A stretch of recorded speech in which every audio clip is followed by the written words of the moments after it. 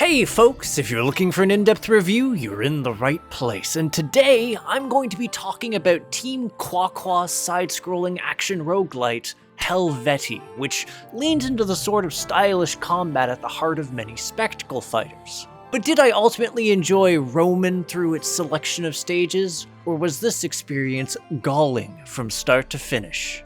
I'm your host Arlyeon, let's find out together. So, a fox, a war chief, and a druid walk into a bar. No, I'm telling this wrong. But then the same might be said for this game, given that a fair amount of its narrative is easy to overlook, nestled into its historical lore, or simply lacking it. Of these three components, the first I'll address is the historical element, since it helps a bit with the scene setting. See, the Helvetii were a real Celtic tribe that was amongst those subjugated by Rome during the whole Caesar's conquest of Gaul thing. That said, this game provides an alternate history take, which is a bit different from the one you might be familiar with from Asterix and Obelix, and is overall detailed in the game's opening movie, and nowhere else. Essentially, our protagonist, Divico, also sharing a name with a historical Celtic chieftain, encounters a man named Octavius the Renegade, some rebel Roman with a cause. From this encounter, Divico is taught how to commune with and wield the power of the gods, which is less glorious than it sounds given the power is fueled by slaughter, a detail which leads to it exploding beyond his control on the eve of his greatest battle, forming into a nation-spanning curse known as the Blight. While the exact details of what it does are vague, it's fairly apparent that the results are less than stellar, with the land descending into chaos and madness alongside emboldened creatures of myth, which is what sets our protagonist on his quest. Only, well, rather than one hero, you have three you're in control of. Divico, our cursed chieftain at the center of it all, Renart, a mundane fox transformed by the curse, whose name is basically a letter away from the French word for fox, and Nemeos, a mysterious druid.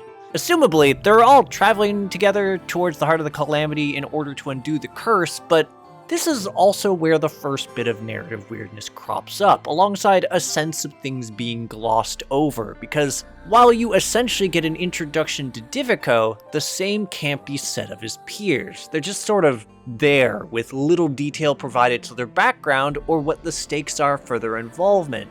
And this empty storytelling is only further compounded once you reach the campfire segments. See, whenever you clear one of the areas, you arrive at a campfire where you can rest, gamble, and more importantly, talk to the other characters. And honestly, it's a pretty neat feature given there is different dialogue options depending on who you're controlling and who you're talking to, though some overlaps do exist between the characters.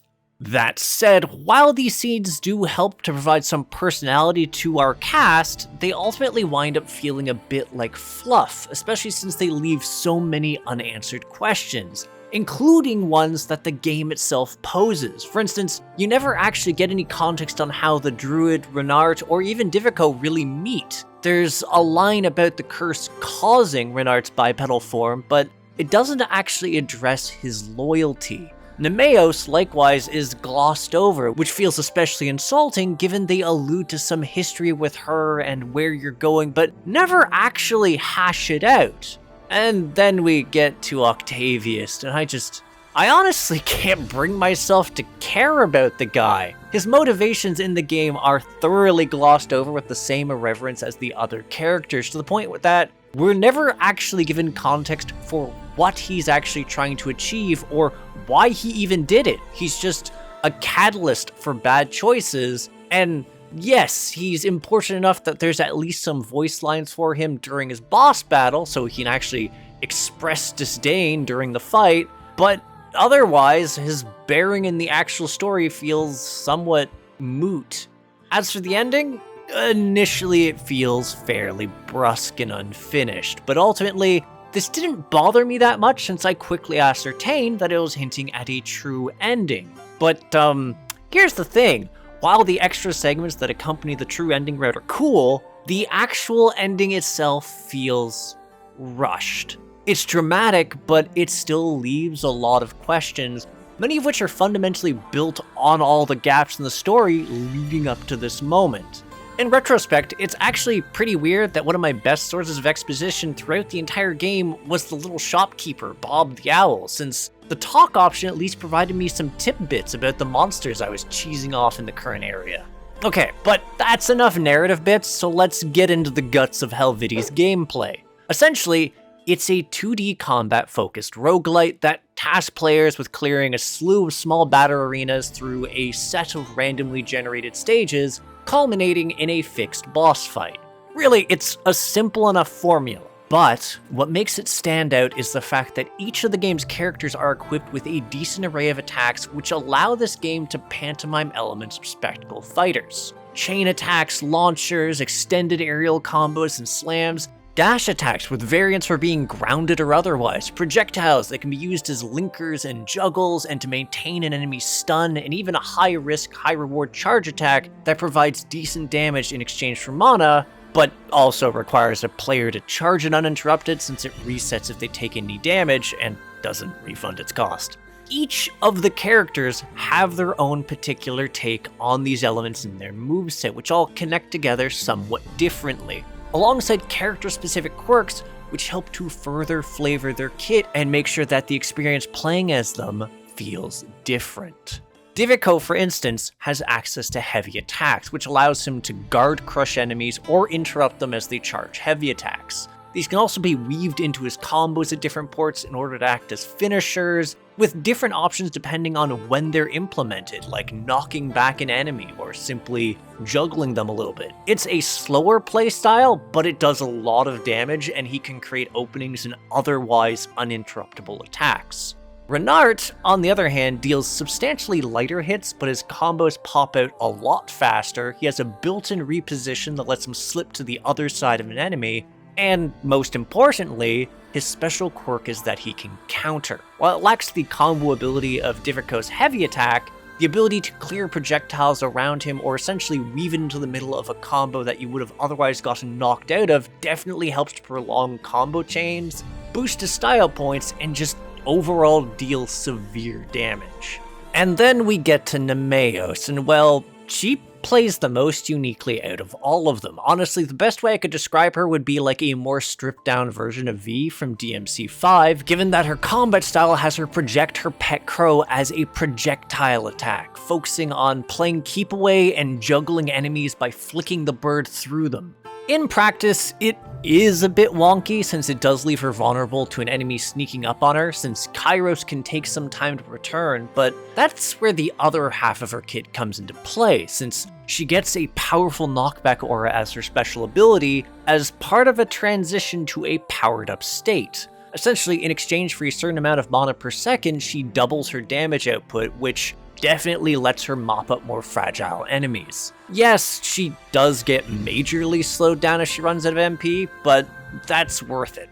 Especially since this double damage aspect applies to the final part of your combat kit, namely the Divine Pacts. See, in the first stage of the initial trio of areas, there'll be a room with a shrine. Using the shrine gives you the option to forge a pact with one of those gods that, Divico made his whole dealings with, in exchange for some of your character's max health, allowing you to wield the associated spells, which Nam can empower. There's some decent variety here, with some notable godly abilities like temporary invincibility, murdering everything on the screen based on how high your combo is, or even just high damage spells and buff for 0 mana, and tons of your health. Ultimately, they all favor different playstyles, with the only real downside related to their usage being they only recharge in the midst of battle. And if you don't jive with the one that's offered, you can actually spend current HP to change your options. In fact, refreshing halves the cost of the pact, which can be used to mitigate that max health damage, even if you only intend on cycling back to the one you started at the shrine. That's a viable decision.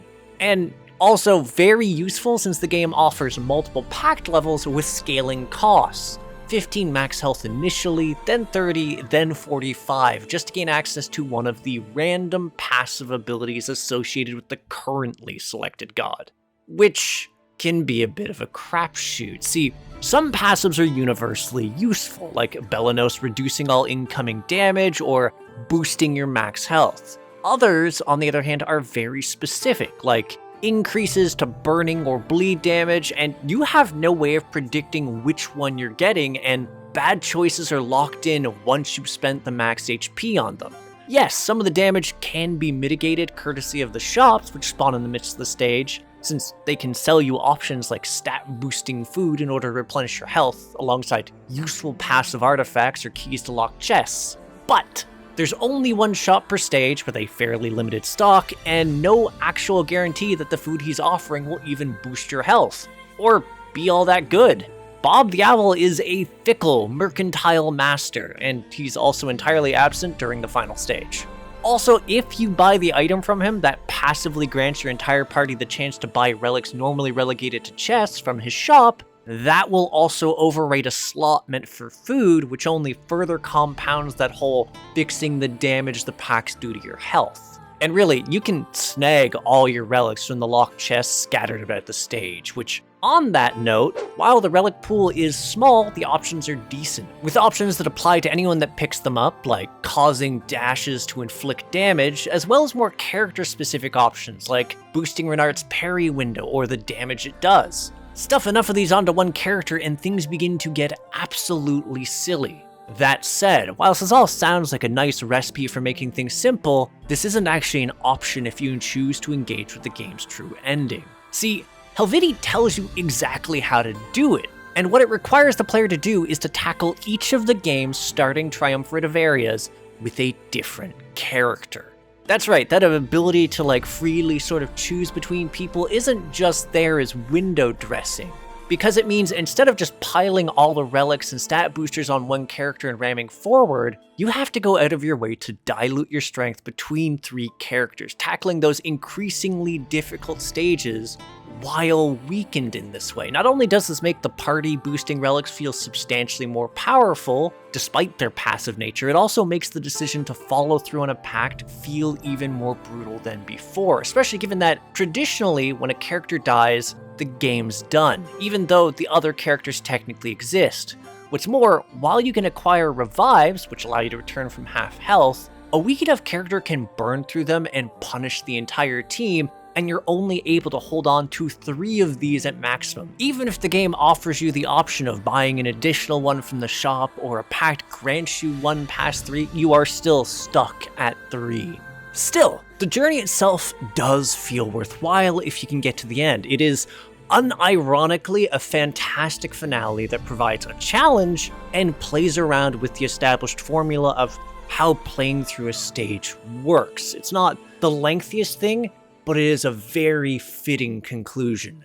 Speaking of which, while I've talked a lot about the mechanical elements of what makes things tick, I haven't actually talked too much about the process of navigating Helvetii's stages. Admittedly, this isn't entirely accidental, since by and large, there isn't too much to say. Despite being a roguelite, the stages you encounter don't actually feel all that varied, with the majority of their content being able to be summed up as a sequence of Gauntlet-esque rooms that have you face off against a series of area-specific monsters. That's not to say you won't find other types of room. Each area does tend to have a room with a locked chest and nothing else, or you might rarely come across a combat room that has a chest hidden if you can make good use of your dashes and double jump. That said, if you're looking for an entirely different encounter types, even if you scoured the entirety of every level, you might only find 1 or 2 variant rooms in a run, chosen from a tiny pool of what's actually available. Namely, the owl statue that spits up coins, or the challenge rooms. And the latter is not only still combat focused, since it tasks you with things like beating several waves flawlessly, reaching a certain combo level, or clearing within a certain time frame, you'll typically only find 1 of them in a run, if it's even there. It is combat focused, but it's at least something different. It's just incredibly rare. That's not to say the combat against the enemies isn't fun, but admittedly their movesets do feel fairly limited. And then we get to the bosses of each stage, and these provide something altogether different. While the early encounters do still pull from a relatively limited moveset, they do provide solid opportunities to lean into the full repertoire of your character's skills, both offensively and defensively. And the later encounters definitely provide a bit more variety insofar as what can be expected from them, especially as you burn through their health and knock them into additional phases. Once more, that true ending route is a treat. That said, what I felt really made the boss encounters shine was ramping up the game's difficulties. It not only increased the damage they did and the health they had, it also influenced the frequency of their attacks, reducing the time you had to safely swing into them and adding some complexity to their patterns. Admittedly, it can be a bit rough to get there given that the enemy pools do change as you scale up, with Frenzy difficulty populating even the first stage with endgame enemies who hit like trains. But if you're here for the experience, you do have options since there is an accessibility feature that allows you to tweak incoming damage down or up. And then there's the meta upgrades, which can help you out. See, whenever you clear a stage, emphasis on clear here since you get nada if you die, you gain sigils based on how well you did in the various fights in the stage, with an additional modifier coming from the difficulty. These can vary from things like account-wide bonuses, like more starting gold keys and health to all the characters, and even a dash or double jump starting in your kit, to more specific character modifiers, like strength for Divico. Here's the thing though, while some of these unlocks seem to hinge simply on how far you've progressed into the game, others are a bit more specific, requiring you to clear the true ending on a certain difficulty, or acquiring an S rank as a specific character at a specific boss. The costumes, for instance, are unlocked by beating Octavius as specific characters on the various difficulty levels. And here's the thing, I didn't expect this, but the costumes are honestly worth pursuing since they aren't just cosmetic. They actually significantly rearrange the starting stats of the characters and even provide relics, doing things like turning Divico into a glass cannon that's very good at retaliating, or Renard into a super lucky money machine that actually let me push my total amount of coins to 700 during a run, and I could not spend any of them. Admittedly, it can be a bit tricky to pick which costume is going to help you out the most in a given run, since the game isn't really that clear on what the stats do, especially when you take a skin that reduces you into negative stats, and I should note it does actually track those even if it doesn't show it. Still, it's a very fun option to play around with. Now, that's most of the mechanics, so I figure at this point I'm just going to address a few of the other details floating through my brain right now, and 1. The map system's alright. While simple, it marks where the boss is if you stumble into a room and gives you the option of sort of backing out from there, and it helps to let you know in a room where you've missed a chest or a shrine since it'll highlight it yellow. Unless there's a secret chest in that room, then it tells you absolutely nothing. Jumping topics, we have the slow status effect. I know I mentioned this earlier for Nam, that's not the only way it can actually be inflicted, and I'd like to mention it is absolute bullshit because it doesn't just reduce your movement speed and your attack speed to a crawl, it also reduces your jump height. It is to the point that if you fall into a puddle that inflicts slow, you will wind up stuck there for a moment, losing all momentum in a fight. And if you're Nam and self-inflicted it, you might actually find yourself unable to leave a level until it wears off because you're just not going to be able to platform around. Lastly, Bob is a jerk. Not only does this bastard owl bail on you so you can't spend any of the gold the game throws at you in the last act, he refuses to sell you the oodle of keys you'll need by then. Just look at this bullshit. The sheer amount of chests I can't open. I've ended runs with over 500 gold. I ended one in the 700s because this jerk simply ran out of things to sell to me. Anyways, that's I guess all the mechanical things I have to talk about that I just wanted to address. So yeah, let's skip over to audio because I have so many good things to say about this. Helvetii knocks it out of the park insofar as its soundtrack. There are absolutely gorgeous tracks in here, to the point that it feels worthwhile to just lurk on the opening screen for a few moments. It's honestly just that stellar. And it does admittedly set a high enough bar that while the sparse voice acting is decent enough, it's hard to compare, though being able to arara as Nam was pretty funny. And as for the graphics themselves, the entire thing feels very Vanillaware inspired, which definitely helps to fill the void in my heart caused by them to releasing their past body of works to PC, and I do actually appreciate a lot of the effort that was put into the area designs, the enemies, the bosses, and I really like that the actual character costumes do have a little bit more to them. But yeah, that brings me to the conclusion of this review, and ultimately, well, on a narrative front, this game feels a bit hollowed out. While I don't mind what's there, it felt abundantly clear that elements of the plot had fallen to the wayside, a train of thought I actually had confirmed by the devs themselves due to development crunches. Given that there's still updates to come, we might see some things restored. I actually intend on interviewing the dev to get more details, so if you have questions you would like to ask, leave them in the comments. But in the interim, yeah, the narrative isn't exactly Helvetie's strong point. That said, the gameplay feels significantly better. It's not perfect. Like I said earlier, there are definitely rough patches and odd decisions, but what is there is fairly enjoyable. Yes, it could use a bit more variety insofar as the types of encounters, but even saying that, the different characters, the costume loadouts, and the divine packs all help to keep things from going stale too soon. Ultimately, I had a fair bit of fun progressing forward and learning to master the game enough that I can say, even despite its failings, it can cross the threshold from fumble into hit. I do sort of hope that it'll add more relics and some more nuance in future updates, but yeah, I am definitely hopeful about some of the mechanical things that the developer's still looking to implement. Like there was projectile cancels in the middle of combos, which definitely helped to differentiate ways that you can attack enemies. But yeah, that's the long of things and the short of things. So, thanks for tuning in. If you agree, disagree, or just have something to say to me, feel free to comment. And again, if you had questions about the game itself and you want to see them possibly pop up in the interview, now is your chance to say something. Also, if you enjoy my efforts to create new indie reviews, interviews, and gaming content, hit the subscribe button and the bell. For the Discord savvy folks, there's a link to my community, the Crit Hit Cauldron, in the video description, and to my Patreon so you can support me and the other member of Crit Hit. Also to my Twitch if you want to see me get dunked on in indie games live. That said, I'll catch you on the next episode. Take care till then, folks.